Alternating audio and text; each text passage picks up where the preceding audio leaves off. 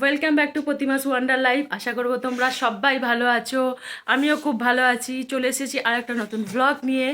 তো সবটাই শেয়ার করবো তোমাদের সাথে, কেননা আমি নিজেই জানি না কি কি হতে চলেছে। তা জানলে তো শেয়ার বলতাম।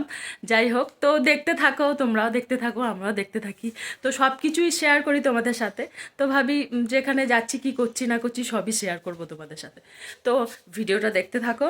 আর সবার আগে অনুরোধ রইল, পুরো ভিডিও জুড়ে আমার সাথে থেকো, পাশে থেকো। আর কেউ কিন্তু স্কিপ করে দেখবে না। আমি জানি তোমরা স্কিপ করে কেউ দেখো না, ঠিক আছে, কোনো ব্যাপার না, স্কিপ করে দেখবে না। আর এক্ষুনি একটা লাইক দিয়ে দাও, কেননা তোমরা একটু পরেই ভুলে যাবে। তো চলো বন্ধুরা, ভিডিওটা তাহলে দেখতে থাকো। হাই করো তো।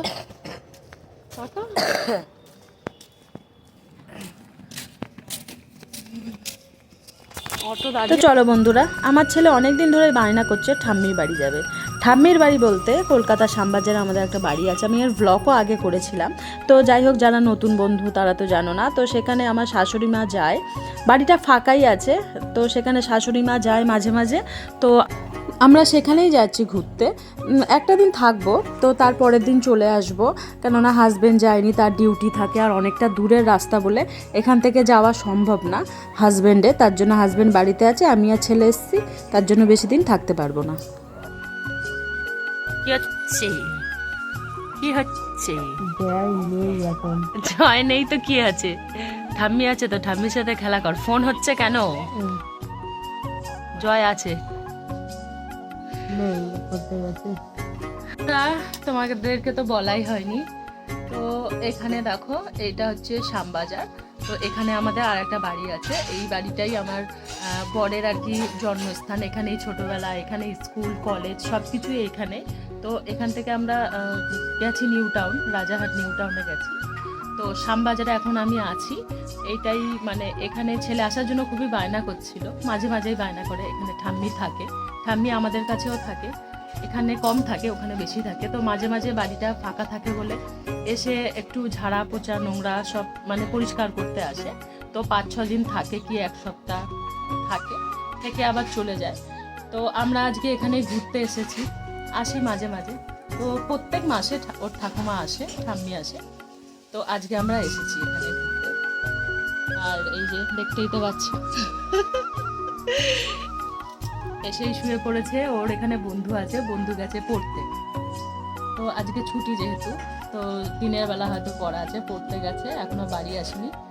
তো তার জন্য দেখো শুয়ে শুয়ে ফোন দেখছে। একটু বোরিং হচ্ছে, ওর যেখানে যায় একটা করে ওর বন্ধু লাগে।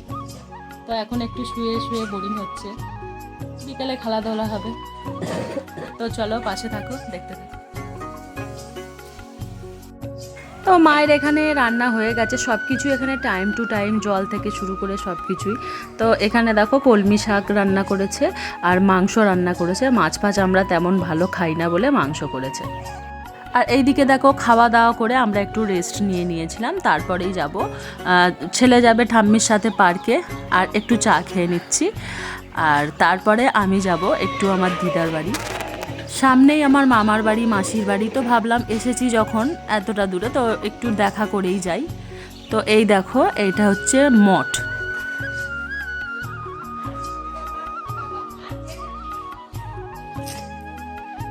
কেন মঠের ভিডিও আমি আগেও দিয়েছিলাম, তার জন্য মঠের ভেতরটা আমি আর ঢুকলাম না। এটা আমাদের বাড়ির পুরো উল্টো দিকে আর কি মঠটা।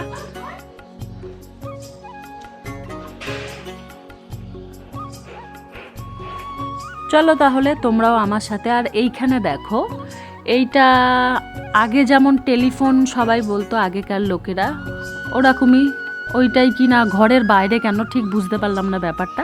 তো তোমাদের সাথে শেয়ার করলাম। তো আমি এখন যাচ্ছি একটু দিদার সাথে দেখা করতে। ছেলেকে আনিনি, ছেলেটা না একদমই হাঁটতে চায় না।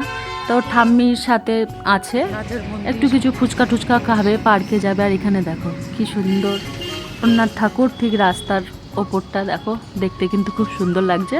তো ভাবলাম চলো এইটাও তোমাদের সাথে শেয়ার করি। যেতে যেতে চোখে পড়লো।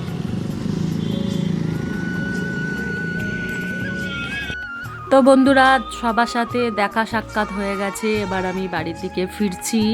আর দেখো আমার চুল গুটিয়ে মুটিয়ে কি অবস্থা, দিদিমা তো দেখে একদম ভেবেই নিয়েছে আমাকে আজকে ভূতে ধরে নেবে, তুই চুল ছেড়ে কেন এসেছিস। তার জন্য একটা গার্ডার দিয়ে চুল মূল গুটিয়ে নিয়েছি। তো কি করে বুঝাই তাদের, কলকাতা শহরে মানুষেরই থাকার জায়গা নেই, আর ভূত। আর এই দেখো আমি বাড়ি চলে এসেছি। আর সন্ধেবেলা দেখো এই শিব মন্দিরটা দেখতে এত সুন্দর লাগে। এখন তো লাইটগুলো বন্ধ করে রেখেছে, সব লাইটগুলো যদি একসাথে জ্বালায় এই সন্ধেবেলাটা খুব ভাল লাগে শিব ঠাকুরের মন্দিরটা দেখতে।